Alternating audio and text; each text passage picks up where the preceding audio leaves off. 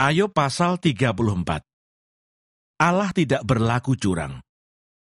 Maka berbicaralah Elihu, dengarkanlah perkataanku, kamu orang-orang yang mempunyai hikmat, berilah telinga kepadaku, kamu orang-orang yang berakal budi, karena telinga itu menguji kata-kata, seperti langit-langit mencecap makanan. Biarlah kita memutuskan bagi kita sendiri apa yang adil, menentukan bersama-sama apa yang baik. Karena Ayub berkata, aku benar, tetapi Allah mengambil hakku. Kendati aku mempunyai hak, aku dianggap berdusta. Sekalipun aku tidak melakukan pelanggaran, lukaku tidak dapat sembuh lagi. Siapakah seperti Ayub, yang minum hujatan terhadap Allah seperti air, yang mencari persekutuan dengan orang-orang yang melakukan kejahatan, dan bergaul dengan orang-orang fasik? Karena ia telah berkata, tidak berguna bagi manusia, kalau ia dikenan Allah. Oleh sebab itu, kamu orang-orang yang berakal budi, dengarkanlah aku. Jauhkanlah daripada Allah untuk melakukan kefasikan, dan daripada yang Maha Kuasa untuk berbuat curang. Malah ia mengganjar manusia sesuai perbuatannya, dan membuat setiap orang mengalami sesuai kelakuannya.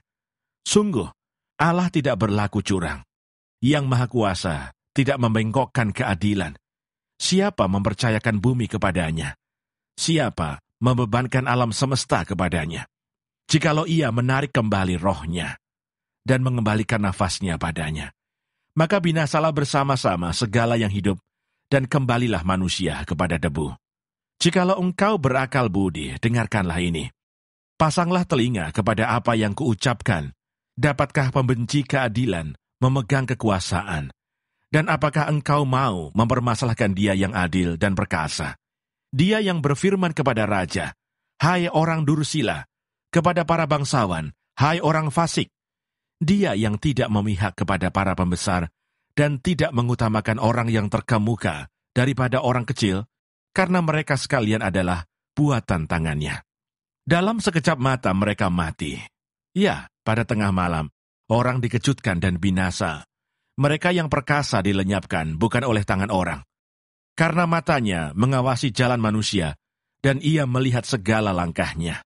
Tidak ada kegelapan ataupun kelam kabut, di mana orang-orang yang melakukan kejahatan dapat bersembunyi. Karena bagi manusia, ia tidak menentukan waktu untuk datang menghadap Allah supaya diadili. Orang-orang yang perkasa diremukkannya dengan tidak diperiksa, dan orang-orang lain diangkatnya ganti mereka.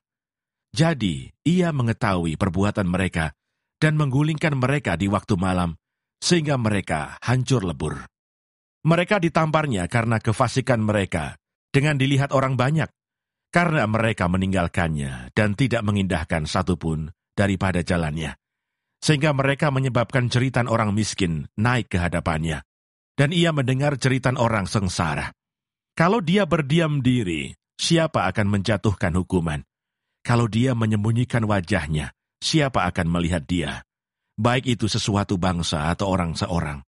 Supaya jangan menjadi raja orang fasik yang adalah jerat bagi orang banyak.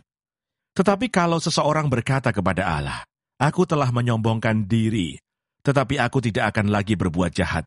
Apa yang tidak ku mengerti, ajarkanlah kepadaku. Jikalau aku telah berbuat curang, maka aku tidak akan berbuat lagi. Menurut hematmu, apakah Allah harus melakukan pembalasan karena engkau yang menolak? Jadi engkau jugalah yang harus memutuskan, bukan aku. Katakanlah apa yang engkau tahu.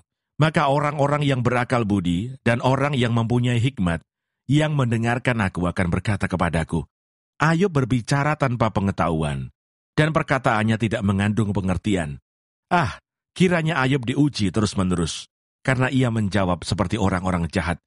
Karena ia menambahkan dosanya dengan pelanggaran, ia mengepalkan tangan di antara kami, dan banyak bicara terhadap Allah.